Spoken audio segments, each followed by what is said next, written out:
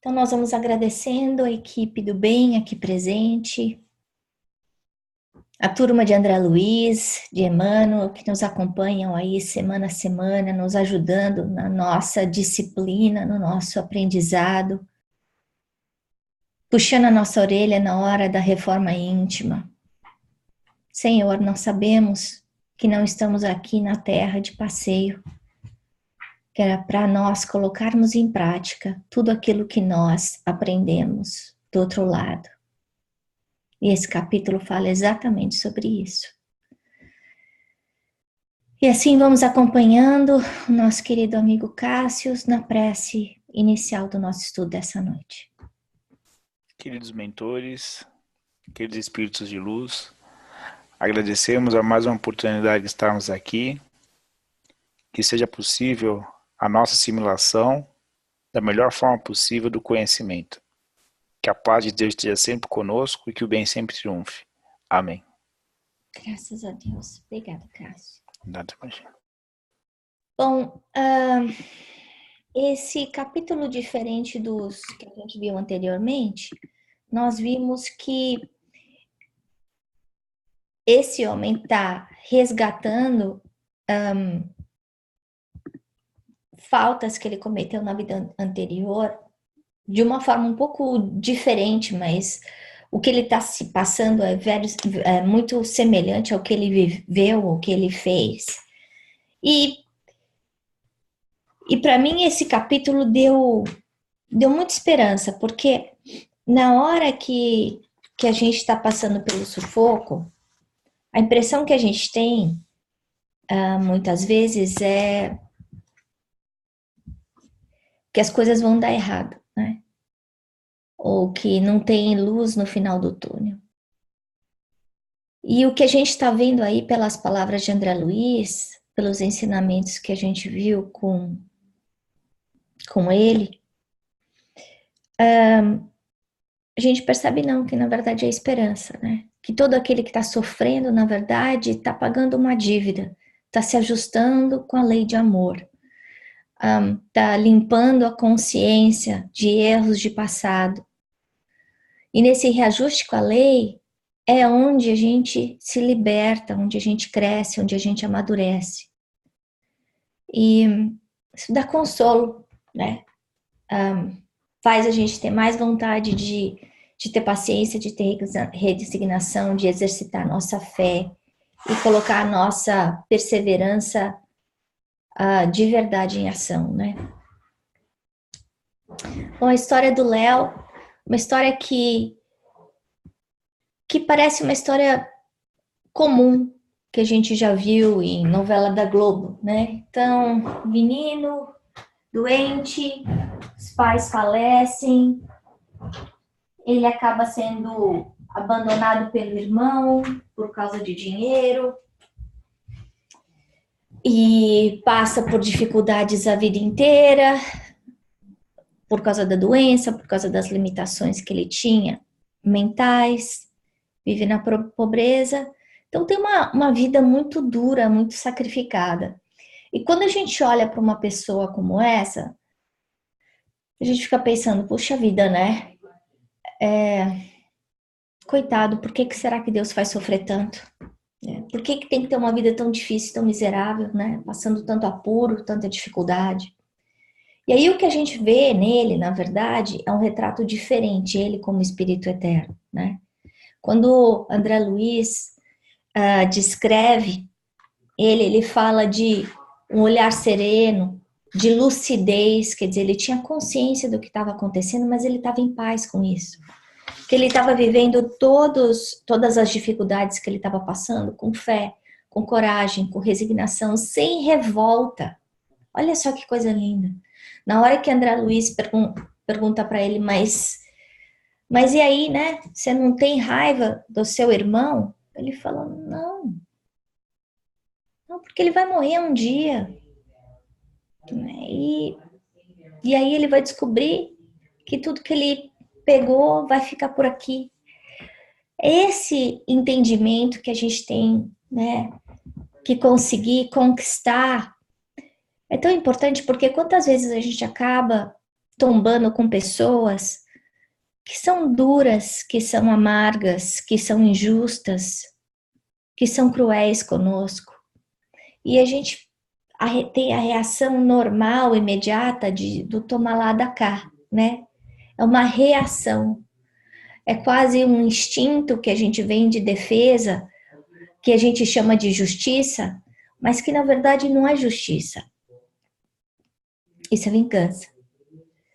Então, nessa humildade dele, né, esse gap grande que existe entre a decrepitude dele, do corpo material, e a elevação do corpo espiritual, é o que ele está tentando mostrar para a gente. Que o corpo, que o que está acontecendo agora, tudo isso é transitório. Que esse homem que passou, a gente não sabe direito quantos anos da vida dele, vários tipos de necessidade, ele vai chegar no plano espiritual como um vencedor, né? Tanto é que o título do capítulo é Dívida Expirante. Ele expirou, ele zerou, ele pagou, né? A outra coisa que me chamou a atenção foi ele passou pelo umbral dentro da prisão da sua própria consciência de todo o mal que ele tinha feito para o irmão na vida anterior. E passa anos aí preso a espíritos maléficos simplesmente porque ele tinha o peso, a culpa. Então, é uma lição que o André já ensinou pra gente, que o assassino, a pessoa que faz o mal, sempre leva a culpa junto consigo. E é essa culpa, esse peso, essa consciência que está dentro de nós, das coisas que nós fizemos de errado, é que faz com que nós nos prendamos a espíritos inferiores, que na verdade percebem a nossa fragilidade, a nossa insensatez e se aproveitam disso. Bom, ele sofre, como a gente viu no capítulo, sai do umbral e é recolhido na mansão. E aí chama atenção mais uma vez para a gente, que todos estamos sob supervisão de Deus, independente de onde a gente estiver. Pode ser na zona mais caótica, infernal. Sim, Deus está lá, está esperando a gente acordar, a gente querer levantar e pedir ajuda e querer se renovar. Não basta pedir, é necessário esse desejo sincero de renovação, né? Ele entra na mansão, é ajudado e começa a aprende um monte de coisa.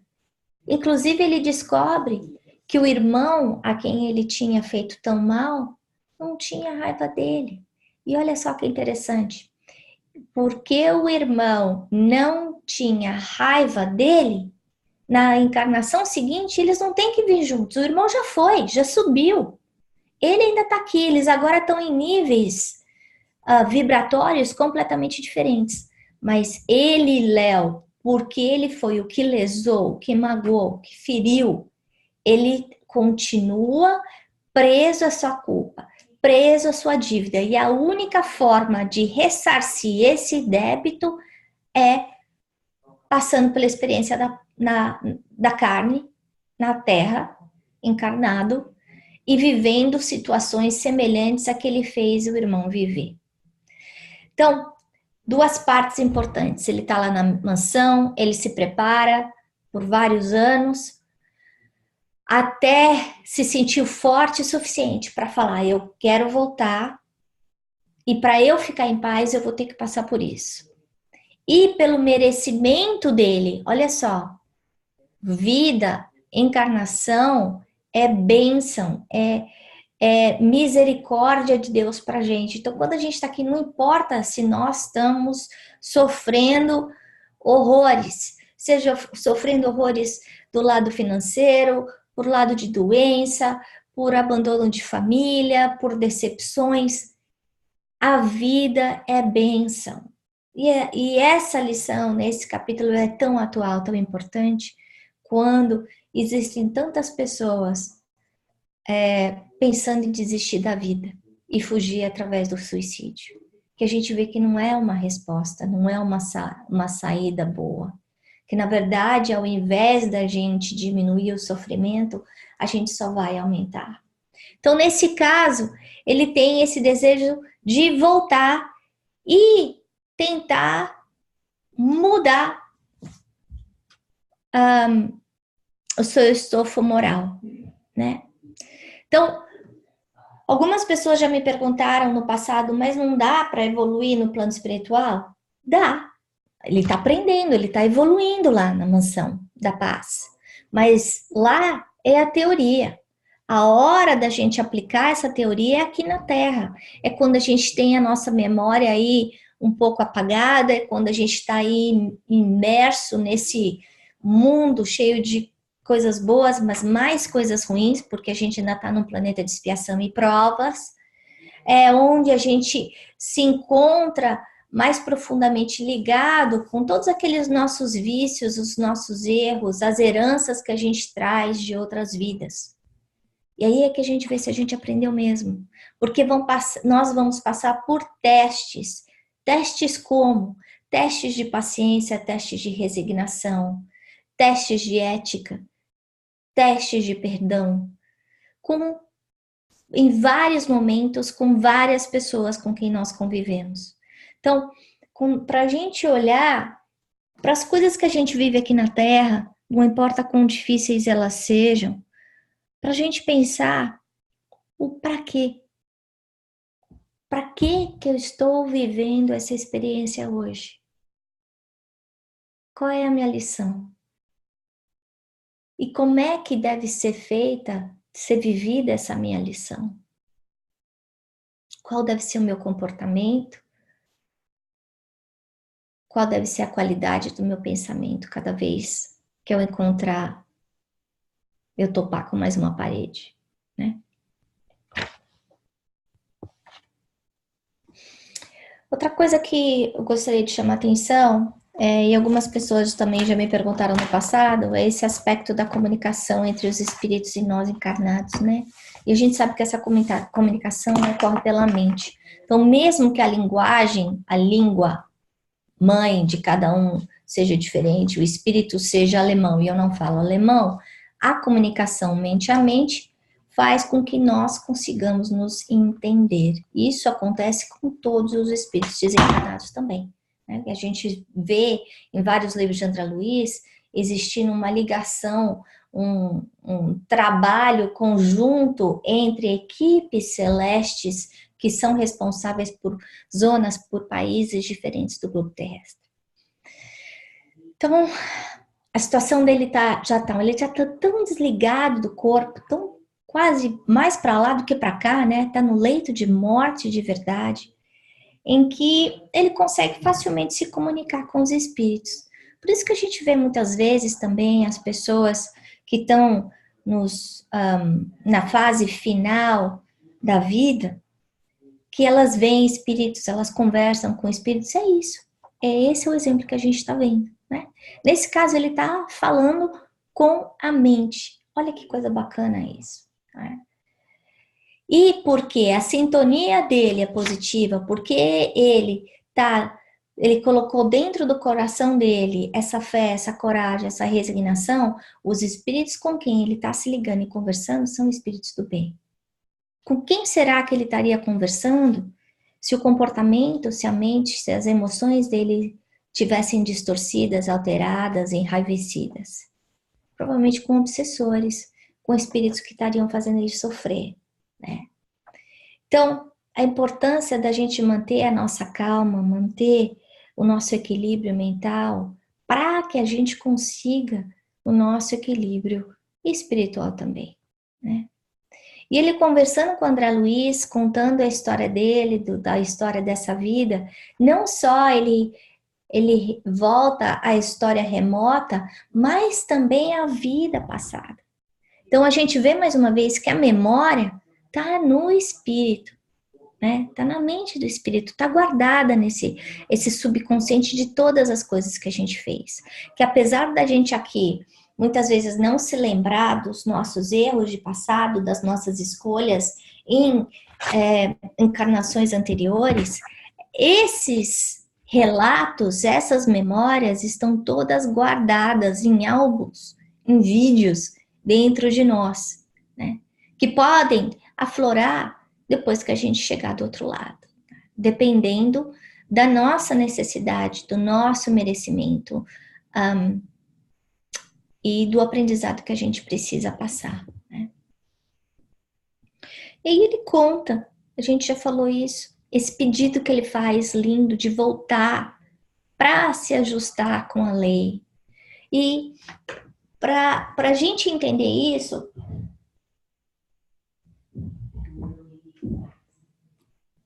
a felicidade que é só a gente pensar, por exemplo, se alguém chegasse para você ou para mim e falasse, olha, se você trabalhar durante 12 meses, que nem um maluco, eu vou quitar todo o mortgage da sua casa. E esse mortgage, se eu não te fizesse isso, ia demorar 30 anos para pagar. É essa a proposta que ele está recebendo. Olha só, você vai lá, você vai sofrer 20, 30, 40 anos e vai zerar a sua conta, a sua dívida. Mas para isso você vai ter que trabalhar. E aí ele vai. E a gente vê o comportamento dele, essa paz interior que ele tem, já mostra a consciência, o discernimento, a lembrança, mesmo que um pouco apagada, dos compromissos que foram assumidos por ele no plano espiritual. E ele entende que ele vai ter que passar por um drama familiar. Por quê? Porque ele não soube aproveitar, valorizar os pais, ele não soube obedecer o que os pais pediram o que, na vida anterior. Ele não soube cuidar do irmão que estava sob a tutela dele, ele roubou o dinheiro do irmão, ele fez o irmão sofrer e, finalmente, ele assassinou o irmão. Então, a história dele, a história da vida dele, hoje, é um espelho das escolhas que ele fez no passado. Isso é importante a gente lembrar. Mas não existe um bata-borrão que fala, olha, você fez isso, vai acontecer aquilo. Não. Ou, se você derrubou uma banana e alguém caiu, você vai escorregar pela mesma casca de banana. Não é isso que está acontecendo. O que a gente está vendo é a lição a ser aprendida, não é a forma, mas o resultado. Que o resultado que ele precisa atingir é o quê? Valorização da família, é respeito em relação ao próximo, é compaixão em relação ao sofrimento do outro, é respeito aos pais, é apreciação do amor, né? Da família. E a gente vê que ele fala desse amor, ele fala de um jeito muito bonito, dizendo que as únicas pessoas que realmente gostaram dele foram os pais, e que depois que a mãe partiu, que ele perdeu a proteção e o amparo. Isso me chamou a atenção também, porque a gente já viu isso em outros capítulos, esse papel da mãe. De alguma forma, nós que somos mães, temos o poder de proteger, de curar os nossos filhos, que nós mesmos não temos consciência.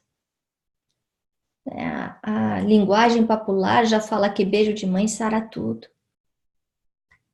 Como é que explica uma coisa dessa? Às vezes, escutar a voz da mãe já acalma a gente já viu isso provado pela ciência, percebendo que o neném está nervoso, a hora que ele sente o cheiro da mãe, a hora que ele escuta a voz da mãe, imediatamente o neném já se acalma, já muda o batimento cardíaco. Então, é muita responsabilidade ser mãe.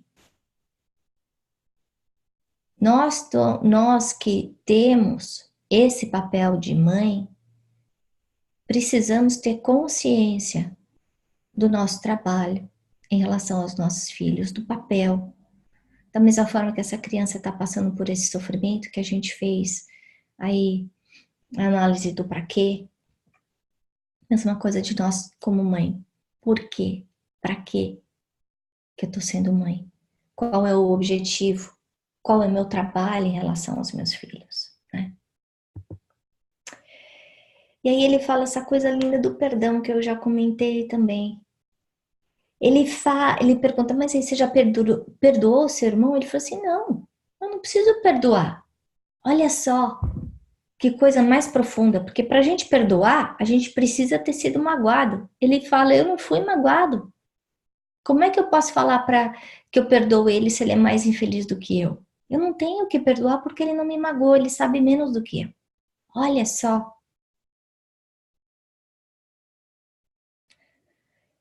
E a gente, por outro lado, fica aí querendo que o outro peça desculpa para nós.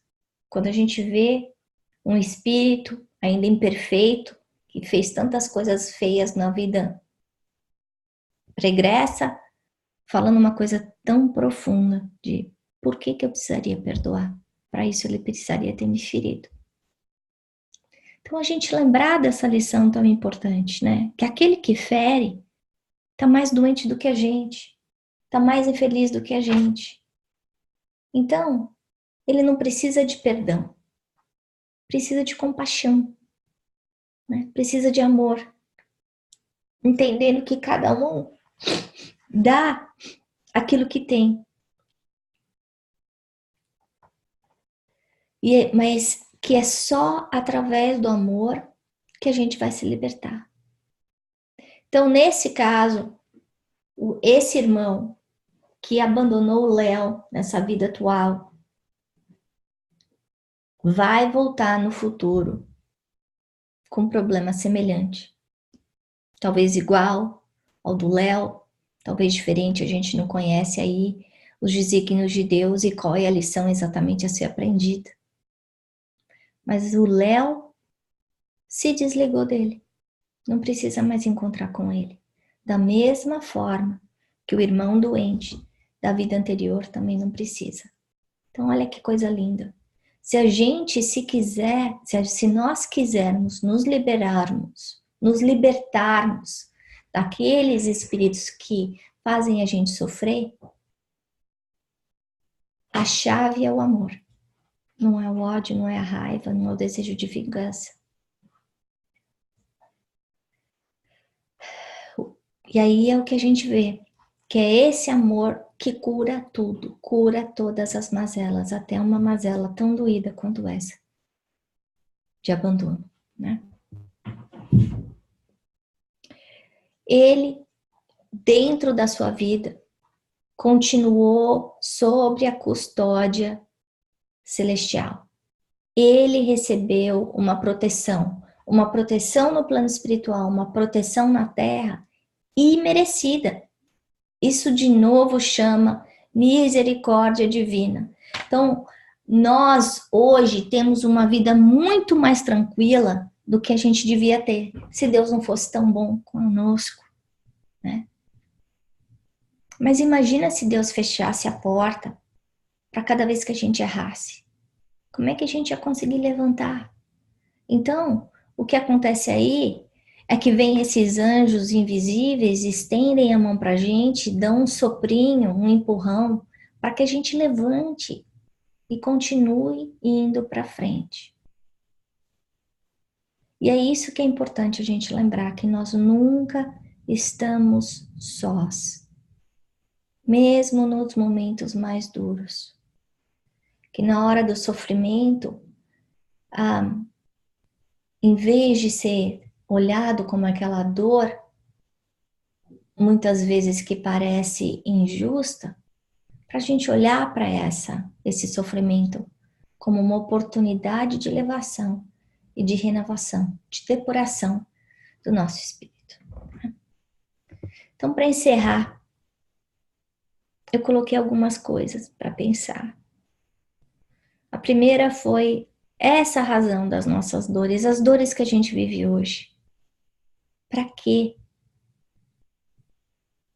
Para quê? Qual é a lição? Qual é o meu resgate? E olhar para essa dor como bênção, como libertação, como porta de saída e não como prisão. A outra coisa que é importante a gente lembrar é que se a gente pode aprender aqui na Terra, a gente também pode aprender do outro lado. Mas é aqui na Terra que a gente vai ver se nós realmente entendemos a lição e conseguimos walk the talk. Então, quando a gente estiver passando por uma porta estreita, que a gente tiver vontade de correr, de dar a volta, de sair correndo, de gritar, de chorar, a gente lembrar disso, que agora é a hora de botar em prática aquilo que a gente aprendeu. E a terceira coisa para pensar é ele comentando de como o Léo ficou louco pela dor da sua consciência, que ele se perdeu no umbral pelo sentimento de culpa, pela realização que ele teve das maldades que ele tinha feito. Então, mais uma vez, a gente sempre olha para a loucura do ponto de vista material, e a gente está vendo essa loucura começando no plano espiritual, lesando o perispírito, e na hora da encarnação, esse molde do perispírito estando distorcido pela loucura, ele estraga os órgãos do corpo. Então, a loucura que a gente enxerga aqui na Terra é um reflexo de uma loucura que já vem do plano espiritual. Daí a importância do tratamento médico, mas também no tratamento espiritual.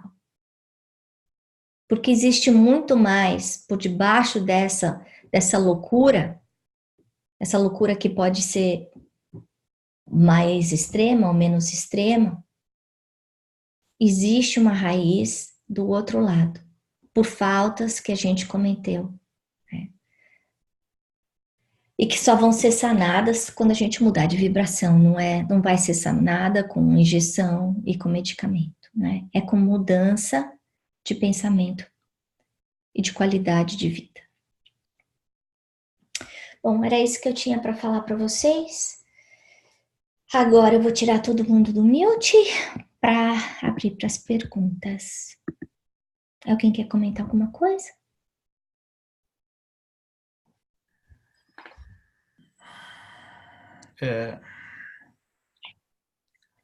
Esse caso do Léo, é que desculpa, é que eu não cheguei nesse capítulo do livro ainda.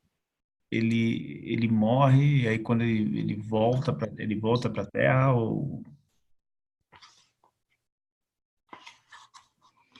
Então, ele tá numa vida atual em que ele passa uma vida assim que ele comeu o pão que o diabo amassou, em vários aspectos. Então, ele teve problema de família, ele foi abandonado, ele tinha uma doença mental, ele tinha um problema pulmonar crônico e ele foi abandonado e rejeitado pelo irmão, né? Então, o que esse capítulo mostra dentro da lei de causa e efeito é explicando o porquê que ele passou por essas coisas, mas também trazendo para nossa atenção o comportamento, a forma como ele está encarando aquele sofrimento, que eu acho que é a lição mais importante, porque sofrer todo mundo sofre.